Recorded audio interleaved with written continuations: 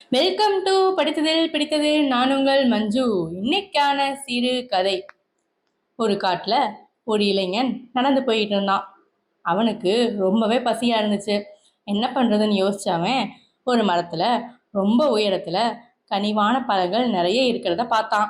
அதுல இருந்து சில பழங்களை பறிச்சு சாப்பிட்டான். ரொம்பவே வாசனை உள்ள கனிவான பழங்கள் கிளையோட நுனியில இருக்கிறத பார்த்தான். அதை எப்படியாவது பறிச்சு சாப்பிடலான்னு அந்த கிளை மேல உட்காந்து அதை பறிக்க போனப்ப அந்த கிளை இவனோட வெயிட்டு தாங்காம உடைய ஆரம்பிச்சிச்சு.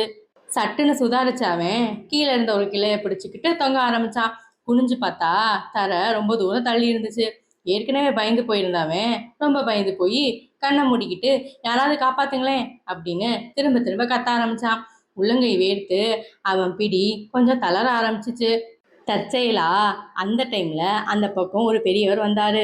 மரத்துல தொங்கிட்டு இருந்தவனை பார்த்தாரு. அவன் மேல ஒரு சின்ன கல்லை விட்டு எரிஞ்சாரு. கல்லு பட்டதும் வலியை தாங்க முடியாம கீழே பார்த்தவனுக்கு ரொம்பவே கோவம் வந்துச்சு. பெரியவரே, உதவ சொன்னா கல்லால் அடிக்கிறீங்களே, அறிவில்லையா உனக்கு என்று கோபத்தோட கேட்டான். அந்த பெரியவர் பதில் எதுவும் சொல்லாம இன்னொரு கல் எடுத்து அவன் மேல எரிஞ்சாரு. ரொம்ப கோபமான அந்த இளைஞன் ரொம்ப முயற்சி எடுத்து இன்னொரு கிளைய பலமா பிடிச்சிக்கிட்டு, நான் கீழே வந்தா உன்னை சும்மா விட மாட்டேன் அப்படின்னு அந்த பெரியவரை திட்டுனான். பெரியவர் இன்னொரு கல்ல அவன் மேல வீசினாரு. இளைஞன் இப்போது இன்னமும் பெருமுயற்சி எடுத்து கிளை மேல ஏறிட்டான். அந்த மரத்துல இருந்து வேக வேகமா இறங்கி வந்தான். இறங்கி வந்தாவன் பெரியவரை சரமாரியா திட்டினான். ஏன் அப்படி செஞ்சீங்க? உங்களை நான் உதவிதானே செய்ய சொன்னேன் அப்படின்னு திட்டுனான்.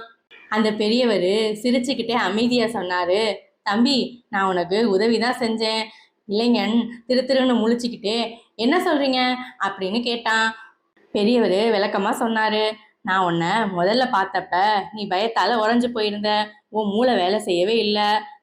நான் கல்லை விட்டு எரிஞ்சதும் உன்னோட பயம் மறைஞ்சு நீ என்னை எப்படி பிடிக்கிறதுன்னு யோசிக்க ஆரம்பிச்ச உடனே நீயாவே உன்னை காப்பாத்திக்கிட்டு கீழே இறங்கி வந்துட்ட. பயம் உன் கண்ணை மறைச்சிருந்துச்சு. உன்னாலேயே காப்பாத்திக்க முடியுங்கிற அறிவு பயத்தினால மறைஞ்சு போயிருந்துச்சு. அதுல இருந்து உன்னை திசை திருப்புறதுக்காக தான் கல்லால உன்னை அடிச்சேன். இது ஒரு வித்தியாசமான உதவி தம்பி அப்படின்னு சொல்லிட்டு அவரு நடந்து போயிட்டாரு.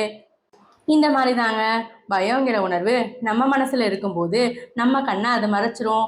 நம்மளால எதுவுமே யோசிக்க முடியாது.